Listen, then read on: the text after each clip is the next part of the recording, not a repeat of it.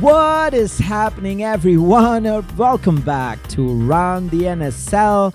And, we only had 2 games this weekend, but man, there was so much action, not just on the pitch, but off the pitch as well. We got to talk about the transfer saga with Montreal Roses, but also their game against Calgary Wild, where they got the win amidst everything. But also we need to talk about Ottawa Rapid losing their game, their momentum, and their third place to Vancouver Rise, a game which had quite a few goals that we should absolutely talk about. So yeah, without further ado, let's get into it. Sweet. So let's actually talk about some news and notes because there were quite a few really interesting news around the league this week. And if this section sticks, and we'll continue to do this more often, because I actually had a lot of fun reading more about these developments. So let's get into it. First one, and easily the most talked about one, was Latifa Abdou putting in her request to move away from the Montreal Roses. Big news, primarily because she was the star for Roses throughout the first few months of the season. She scored 6 out of their 17 goals. And not just the goals, the way she scored them, and just the flair she'd shown with her talent all around was undeniable. It was an absolute shock for not just the Roses fans like me, but also around the league, because this was the first time NSL probably is seeing a big transfer saga playing out. So I was very curious to see what led to that, and I was trying to find the most authentic source for this to understand the reason. So I just want to quote Marinette Pichon, who is the athletic director for the Roses, and what she had to say specifically about this. So I quote, "We had met with Tifa about 15 days ago to let her know that we wanted to continue the collaboration with her, that we were delighted with her development on the field, her progress, her integration into the game, her technical performances. So we'd exercised the option for next year. Then in the meantime, there was a technical review carried out with Tifa and her representative, and a small misunderstanding happened during that meeting. But afterward, we agreed that we'd meet again next week to discuss how we could keep moving forward.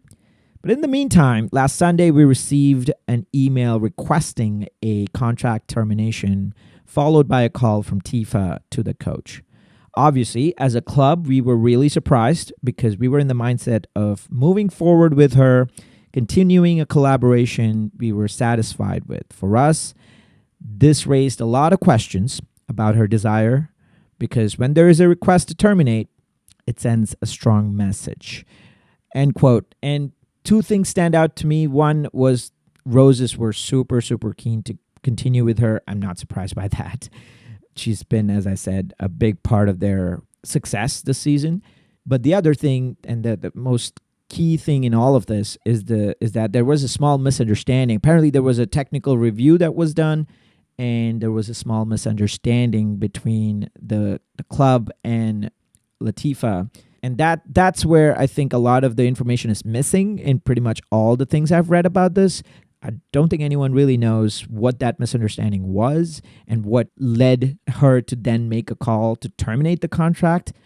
And it's hard to kind of surmise and make assumptions. I don't want to do that too much, but it is unfortunate that misunderstanding led to something like that. Just to continue Marinette Pichon's comment about where Latifa is going to go from here. So I quote, "We have a meeting tomorrow with her representative and with Tifa to continue supporting her in the best conditions so that she can bounce back afterward. We'll know more then, but as long as she remains a Roses player, we have to consider the different options, maybe NSL, opening to the NWSL market, or Europe. But those are things that we need to discuss with her and her representative." End quote. In terms of where she's going, I highly doubt she's going to stay in the NSL. Yeah, probably NWSL is a good option. Though I think with the transfer window, I wonder that's going to work. But Europe is, I think, the most obvious option here. My guess is she's going to go back to Europe. She comes from playing in the French league, so she has a lot of experience there. So probably that's where she's going to head. I wish her the best. She has a lot of talent. It's sad in the sense that she's a Montreal native. She's played her grassroots soccer here. So in that sense, she represented a lot about the local game here, and it is sad in that sense. But I'm sure with her talent and with her potential, there's a lot further that she's going to go. So wishing her the best. But in terms of what Roses are going to do, I think we'll talk about this with the games that happened this week, but I really doubt they're going to fill her spot with someone just as equally promising, because the transfer window is going to shut on the 31st of this month in August. So I doubt that. They're going to just basically work with the resources that they have, the players that they have, and try to come up with a solution from there. So that's as far as Roses are concerned, and we'll see how they did this week. They actually had a pretty good game. As far as the league is concerned, I do have some higher level thoughts about a transfer saga like this playing out, but it would be interesting to talk about it with the next piece of news as well, which I think was equally interesting. So Maggie Doherty-Howard extended her stay with Calgary until 2028, so 2 more seasons at least, which I think is a very, very encouraging news, as well as kind of polarizing news to the first one, because it's the direct opposite of what Roses went through. Not just because of what Doherty-Howard brings to Calgary, but what Doherty-Howard brings to the league. She's one of the most experienced players in the league. She has played in the NWSL and has been a big presence in the women's soccer scene for a long time, a veteran in her own right. As far as the Wild are concerned, she is easily the linchpin of the team. She scored 2 goals, has had 3 assists, but way more than that. Just if anyone's ever watched Calgary Wild play, you know Maggie Doherty-Howard is their star player. She is how they build up everything. She is how they score. She is how they win. So it is huge for the team. It is huge for the league. Just to give a little bit of an idea of what she mentioned in her own words, to quote, "The intentions behind this club are positive and aligned with my values and as a player, as a person. So I want to continue to play here and share my leadership on and off the pitch over the next 3 years. Really high hopes for this club. I want us to be competing for championships every year and be a team that other teams are fearful to play. I feel we are heading in the right direction." End quote. And that's exactly why I wanted to combine the 2 news together, because that you see the direct opposite of what this would mean to the league. There are 2 things I want to talk about, right? One is what it means to the league. So with the league, transfer sagas like this can be an opportunity to learn, and also can be an opportunity to showcase what the league is about and how you handle it. So as far as Latifa Abdu's case study is concerned, I really hope that the league looks into what that misunderstanding was, how it happened, what happened, and learn from it and see if other teams can learn better in those situations and make it a lot better for the players' outcomes in the future. Whereas for Maggie Doherty-Howard, again, the league should take pride in the fact that Doherty-Howard wants to stay, and so there's something that went right there. So what went right there? Can we use that and apply it to other teams so that we have more positive outcomes like those, and we will have more players who want to come to the league and stay in the league. So these things are huge learning experiences for the league, and I hope they do learn from that and keep building. This is a part of every league, to be honest. There's nothing new or strange about this. Every league goes through this. What matters is what you learn from it and how you implement the learnings. As far as the other topic, I do also want to touch on player freedom. These 2 also highlight player freedom and the importance of that, especially Latifa Abdu's case study. I think I'm very glad to see that there's a good amount of player freedom that's being exercised. It's always important to give the player enough bandwidth to vocalize what they feel and make decisions about their own situation. You definitely don't want players who are completely unhappy with their progression or where they are in their career, and you don't want them to be in a spot where they don't feel like they belong. I mean, they want to they would have aspirations of their own, so it's important that they get that freedom. I think this reminds me of also another transfer. Gianna Creighton had put in a request and also mutually terminated her contract with Halifax Tides in July. So overall, I think it's good that there is so much player freedom being exercised. Yeah, that's another positive for NSL. I'm sure other players will look at that and say, okay, that's good. I if I go to that league, I'll have freedom to honestly decide if I'm at the right place and if it's helping my career. So that's a positive that I'll take away from these two pieces of news. And yeah, last bit of news, and it's a little sad. Shannon Voller from Vancouver Rise suffered an ACL injury and looks like she will miss the rest of the season. And it's a huge blow for the Vancouver Rise because she was an absolute rock at the back line and center back. And alongside Jessica Coward, I think she played a huge role in Vancouver's defensive structure and shape that they've been able to maintain for most of this season.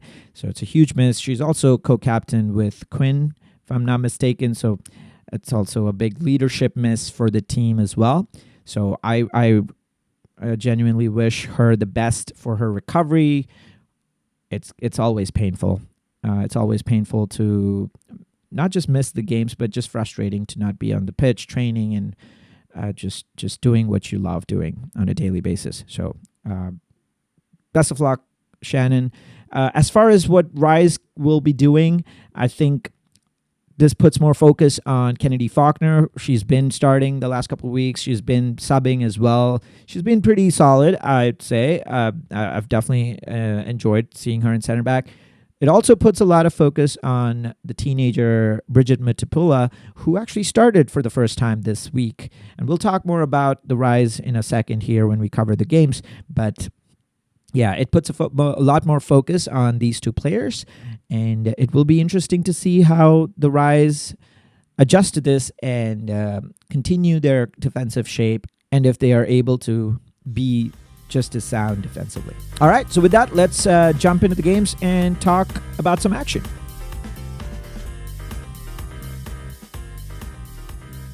All right, so let's start with the first game of the week that was on Saturday, where Montreal Roses hosted Calgary Wild.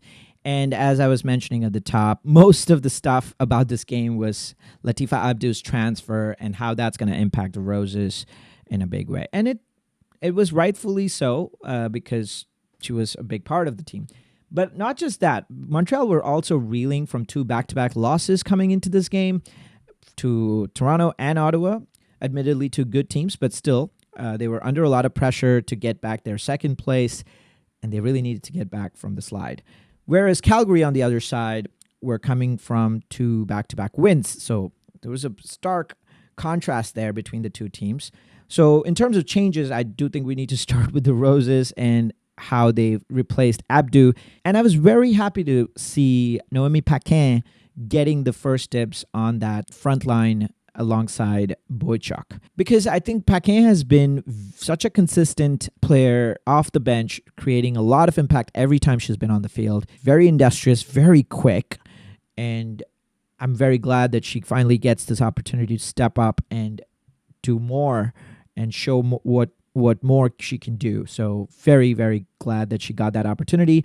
And alongside that, I think Kang Che Rim got the second start with Roses, and she's on the right wing. She showed a lot of potential last game. It was her first game coming out from South Korea, joining the team.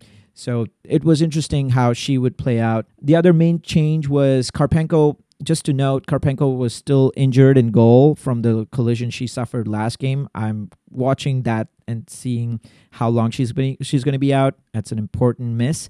So Gabby Lambert started this game in goal for the Roses. As far as Calgary was concerned, there was only one change. Talia White comes in for Roltsma, who's also injured. Just a very quick note, Calgary are struggling with their injuries. There's like 9 injuries in their roster. And like when you have your front line, your forward line struggling so much, players like Collie Johnson being injured, it really is not helping them. And I really hope they get a lot of their players back soon. Anyway, so first half, right away, I think the biggest point I want to mention here is Calgary's formation. They tweaked it a little bit. Instead of playing a front 3, they played a front 2 with 3 midfielders right behind them. Now, the challenge with this was it creates a big gap between the midfield and the defense, since most of those 5, the top 2 and the 3 midfielders right behind them, all of them, I would say, were very attack-minded. And so what that does is they don't do a good job of tracking back. And so Roses started by going direct or by playing slip-in passes and trying to exploit that gap. Now, going direct completely takes out that midfield. It created a lot of good chances for Paquin and Cherim. I mean, this game should have been like maybe 4-0 by like 20-minute point for the Roses. But they didn't. They just kept missing those chances, and they really need to fix that. They've been struggling with this finishing problem for a while now. But that said, they were very, very good with their high press and intensity. I'm very impressed by how much energy they brought to the game, all through the game, considering everything that happened leading up to the game. So full credit to them.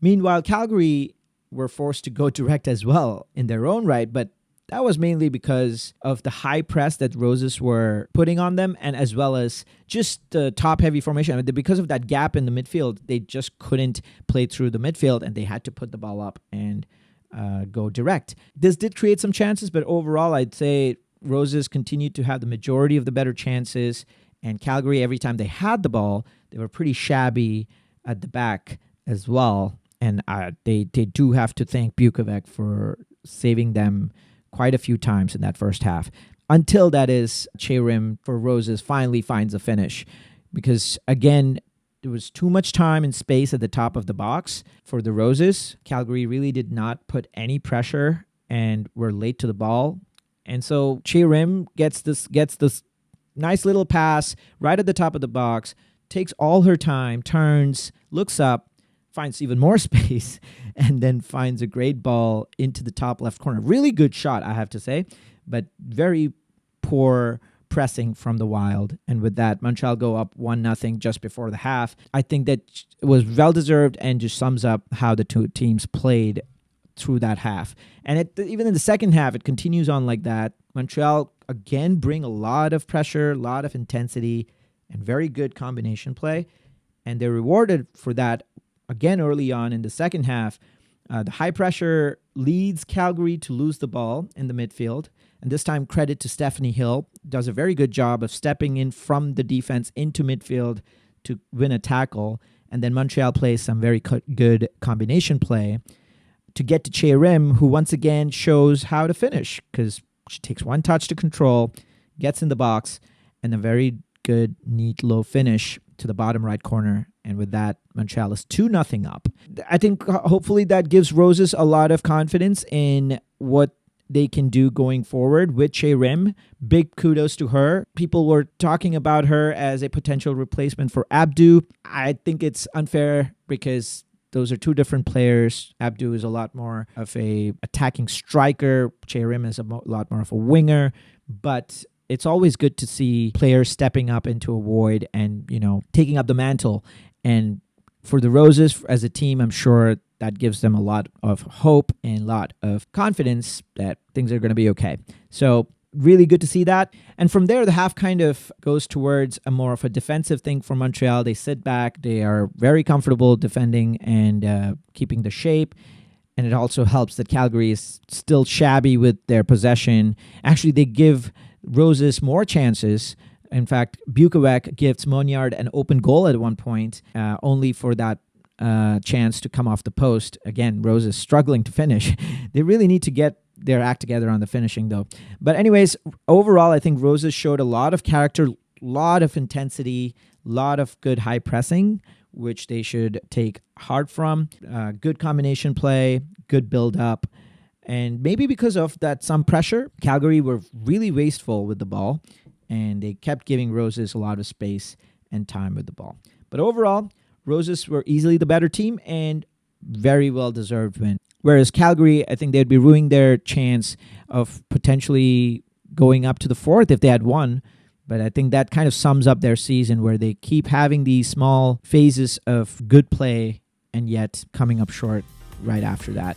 Their attack is still woefully lacking. So anyways, with that, let's move on to the next game of the week, which was Ottawa Rapid playing Vancouver Rise. Let's go.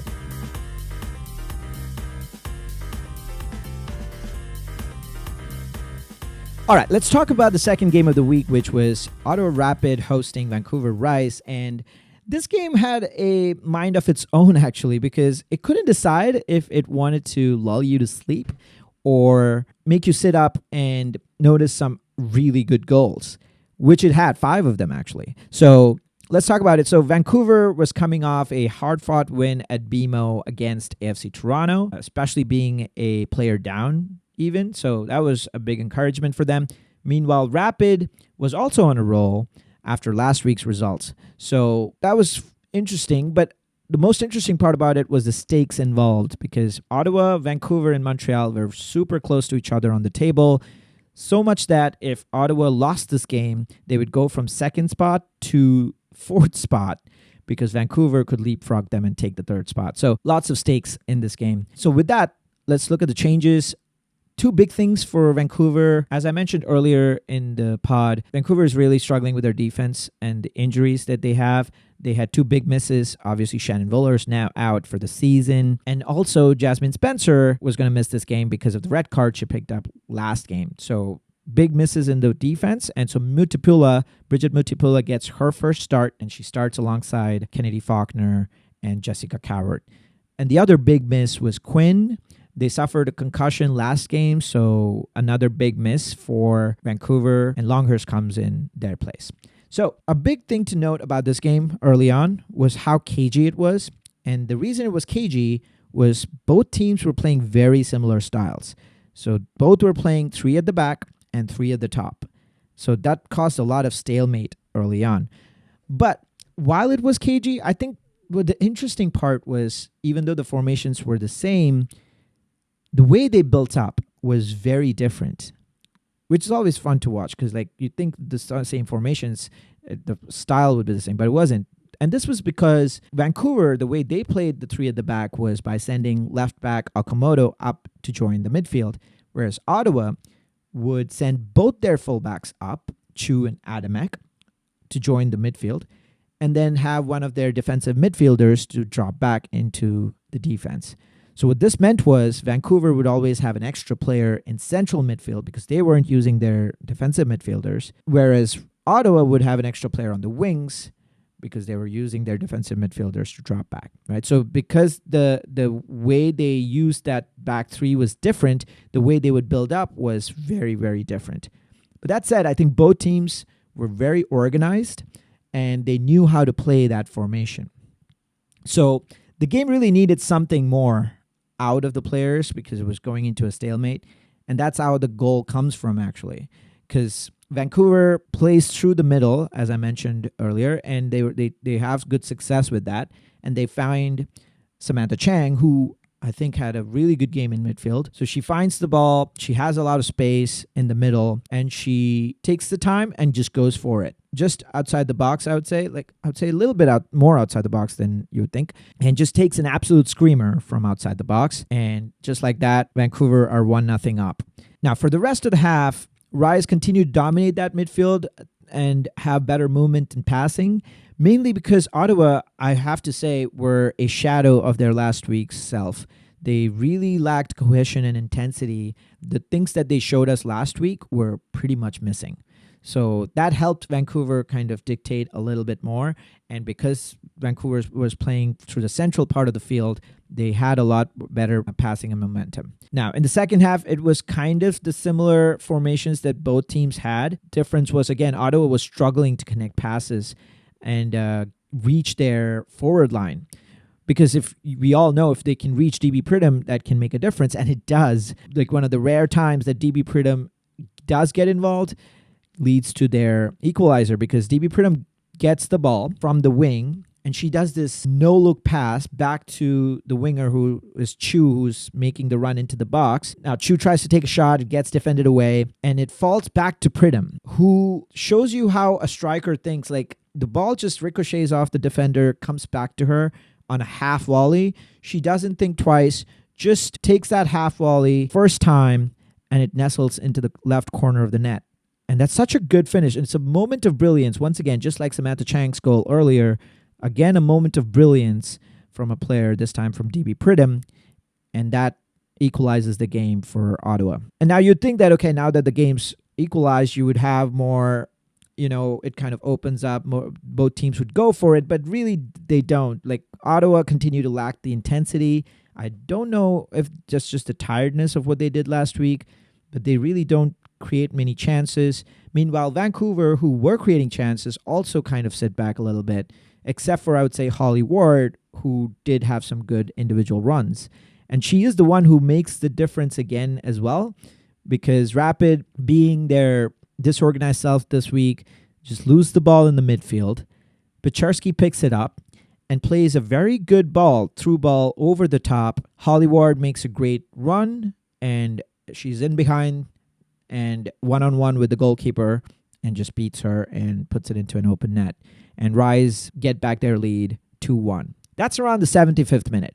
And you're thinking, okay, well, the way the game is going, as I mentioned earlier, it just bores you to death for the longest parts. And then you have these momentary brilliance, either from Chang or from DB Pridham. And in this case, just a momentary brilliance from Holly Ward and momentary absolute lack of concentration from Ottawa gives you the third goal. You're like, okay, well, you're not going to get too much more from this game, right?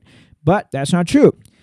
It does meander quite a bit until like the 89th minute, and Vancouver is sitting deep and just happy to defend until they give Ottawa more time and space in the ball and just invite trouble. And so they do, and Julia Benatti this time steps up and says, if Samantha Chang can take a screamer from outside the box, so can I. And so she gets the ball, lots of space, and just takes a screamer once again to equalize the game 2-2.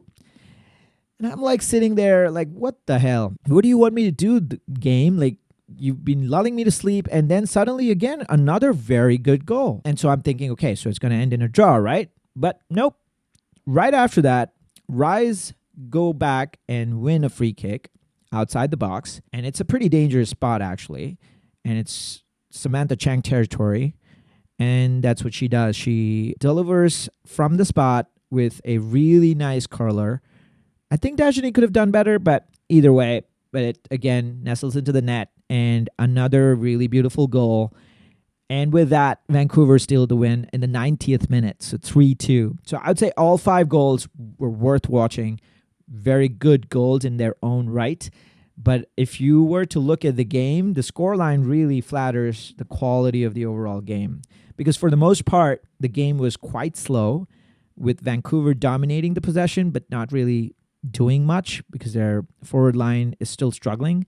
Whereas Ottawa was woeful with their intensity and lacked any intent. So as someone on Reddit wisely said, the bangers to game time ratio on this game was off the charts. And I would agree with that. It was really like that. But just as a takeaway, I'd say Rise should be very happy with what they got from their defense, especially considering all the misses that they had in their personnel. But they do need to work on their offense a lot more. DeFilippo and Mariah Lee have the tendency to be just absent for big chunks of the game. So that's a big problem for them. Meanwhile, Rapid, I just think they just need to switch it on again. They completely lacked their intensity from last week, maybe because of tiredness, but they just need to find that connection again in the midfield. But overall, it just highlights how close that middle of the table is. So Ottawa ended up in the 4th spot now. Vancouver's in 3rd, and Montreal claimed their 2nd place back as well. So a lot of movement in the middle of the table. And you like to see that because it just keeps things interesting as we head closer and closer to the playoffs later this season. But with that, let's move on to the next week and look at some predictions.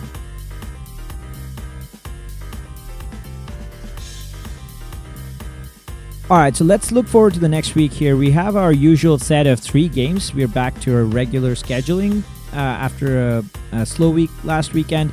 The first game is on Thursday, where Ottawa Rapid is hosting Halifax Tides. It is definitely a chance for Ottawa to get back their momentum. Without a doubt, Tides have been struggling, so this is a good opportunity for Ottawa to get back into the groove and not fall far back from the second place contention. Tides, meanwhile, are coming off from a rest weekend, so I really hope they step it up and show more character. That said, I do think Ottawa are going to win this one. Maybe let's say 2-0, I want to say. Second game, Toronto is hosting Calgary. Toronto, again, after a weekend break, gets an inconsistent Calgary team. So it's a great chance for Toronto to bounce back from their loss that they had at home to Vancouver. Meanwhile, Calgary really need to work on their consistency and specifically their forward line. So I do think they will score maybe 1 goal, but Toronto probably is going to win 2-1. Third game, last game on Sunday night, Vancouver are hosting Roses. And this, I think, is the game of the week. Being the most evenly matched, it will be very interesting to see if Roses can continue to build on their new shape and new personnel that they have. Meanwhile, if Vancouver can strengthen their defense and improve their offense enough to stop Montreal Roses, I think it's going to be an even affair. So it's going to be a draw, 1-1 draw, I'd say. Yep. But yeah, exciting week, regular schedule. And I hope you guys, again, have an amazing week. Enjoy all the games this weekend. And I'll see you next week. As always, be good, be kind, and be you.